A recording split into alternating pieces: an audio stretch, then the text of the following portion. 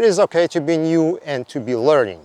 However, it is also common to make mistakes when you're just starting out. So today I want to talk about a few mistakes that I see new people make. Now, on occasion, it does apply to some people who are experienced, that they just kind of get lazy, but it's mostly for new people. So let's talk about them today. So one of the most common mistakes I see probably ever is running the process and walking away, assuming it will be complete. So a good example of it is extracting zip file. So you could say, I'm going to extract a zip file and then send a message to somebody saying, hey, I'm extracting a zip file on my computer. It'll be done in 2 hours. So in 3 hours, can you go to this folder and do something. That is really bad idea, because what could happen is the extraction of a zip file could take longer than expected. Maybe they're smaller files, maybe the server gets slow, or maybe extraction fails. Maybe you have a corrupt zip file. Something happens. You should absolutely never assume that the process will finish. Same thing applies to other ediscovery processes like processing, imaging, running production. You simply cannot assume that it will be complete successfully. You always have to have a step where you confirm that the process had finished, check the number of files or sizes or something like that. But you always need that confirmation step to make sure things have completed. So don't hand over a step to somebody else when it's running, assuming that it will be done. Next biggest mistake is assuming you will remember. Now, there are things you will remember when things are logical, right? When you have to do step 1, step 2, step 3, and you cannot do step 3 without doing step 2, right? That makes sense. Like, you can't run the production without creating a saved search. It just won't let you. You can't forget making a saved search.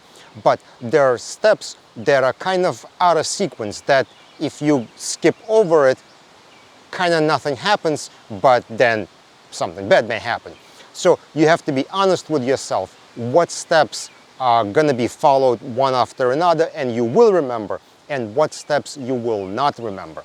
And because of that, you should, well, be honest with yourself and write those steps down. Make a checklist, create bullet points, something like that, because you will forget, and it is just too common of a mistake that I see, especially when doing quality control steps.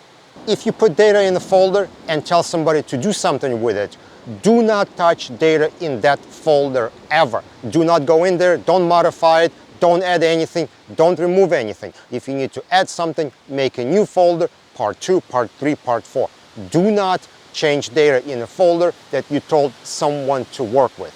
Similarly, if you put instructions into like a tracking system and told somebody to work on this project, don't change instructions. Somebody could have already started and they're already working in that folder or working on those instructions. So here's an interesting thing that happened actually fairly recently. A project manager put in instructions into the tracking system, and then they hit save, and then they went, oh, wait a minute, they hit edit, change something, save again. Literally 5 seconds, like no more than that. And what happened? The job was done according to the first version of instructions. So of course I had to go and try to figure out what happened, and turned out to be one of the techs has this very interesting way of doing things where they don't like to keep the tracking application open. They like taking screenshots of job requests. So as soon as the job was entered, they took a screenshot, docked it to the side of the screen, and started working on the job.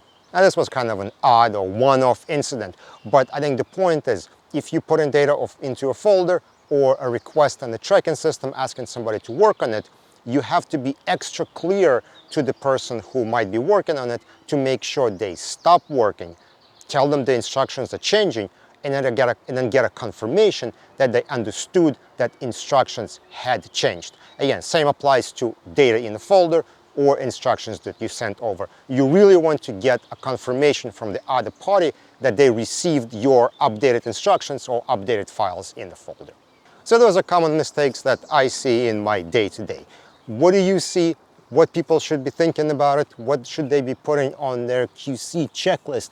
Put it in the comment section below. Don't forget to follow on LinkedIn, subscribe on YouTube, and I will see you in another video.